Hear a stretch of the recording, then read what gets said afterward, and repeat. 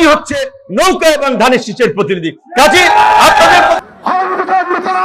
ওই সমস্ত ষড়যন্ত্রকারী মেসেজের এজেন্টদেরকে ঘিরে ধরে প্রত্যাখ্যান।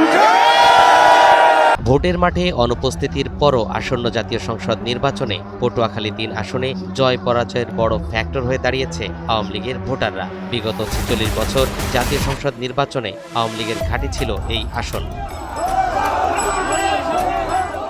এখানে আওয়ামী লীগের একটি অংশ হয়তোবা ভোট দিতে যাবে না, কিন্তু বৃহৎ একটি অংশ এই নির্বাচনে স্বতঃস্ফূর্ত অংশগ্রহণ করবে এবং ভোট দেবে। এবং এই আওয়ামী লীগের যে ভোট ব্যাংক, এই ভোট ব্যাংকটা যে প্রার্থীর দিকে বেশি যাবে, কার্যত পটুয়াখালী ৩ আসনে তারাই জয়ের বন্দরে পৌঁছতে পারবে। ২০০১ সাল থেকে বিএনপি ও জামাত জোটবদ্ধ হয়ে ভোট করলেও এবার আলাদাভাবে প্রতিদ্বন্দ্বিতা করছে।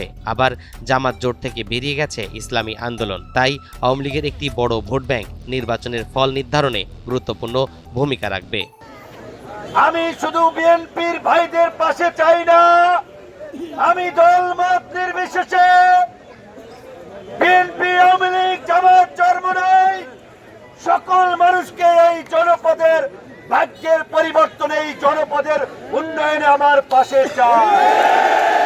এই সমস্ত ফটকাবাজ নেতা কর্মীরা ভেবেছিল যে নৌকার ভোটে তারা এমপি হবে, এখন দেখে যে হালে পানি পাচ্ছে না, আওয়ামী লীগের সাধারণ নেতাকর্মীদের মনোযোগ আকর্ষণ করতে পারছে না, সেজন্য হতাশায় তারা আজে বাজে কথা বলে বেড়াচ্ছে গণমাধ্যমে। আসনটিতে বিএনপির প্রার্থী জোটের শরিক গণ অধিকার পরিষদের সভাপতি নুরুল হক নূর। তিনি ইতোমধ্যে আওয়ামী লীগের ভোটারদের কাছে টানতে নানা বক্তব্য দিয়ে ভাইরাল হয়েছেন। মাঠের প্রচারণায়ও সরব তিনি।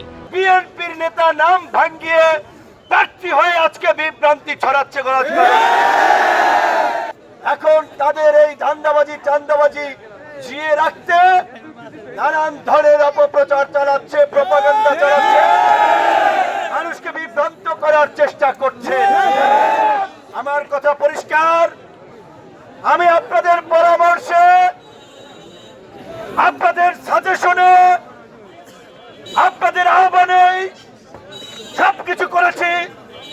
কাজেই বিশেষ করে আমি বিএনপি সহ সকল দলের নেতা কর্মী মুরব্বীদেরকে বলবো, গত 1 বছরে আপনারা দেখেছেন কিনা আমার দ্বারা গলাচিপা 10 মিনায় কোন মানুষ ক্ষতিগ্রস্ত হয়েছে?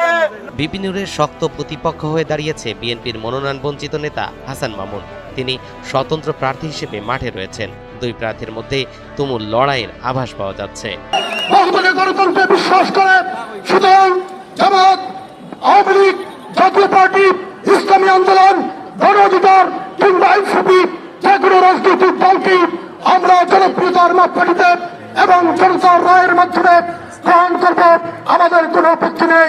কিন্তু আসনটিতে বিভিন্ন শ্রেণী পেশার ভোটারদের সঙ্গে কথা বলে জানা গেছে, এবারে নির্বাচনে তারা কয়েকটি বিষয়কে সামনে রেখে সিদ্ধান্ত নিতে চান: অর্থনৈতিক, সামাজিক ও ব্যক্তিগত নিরাপত্তা, শিক্ষা, স্বাস্থ্য এবং স্থানীয় উন্নয়ন।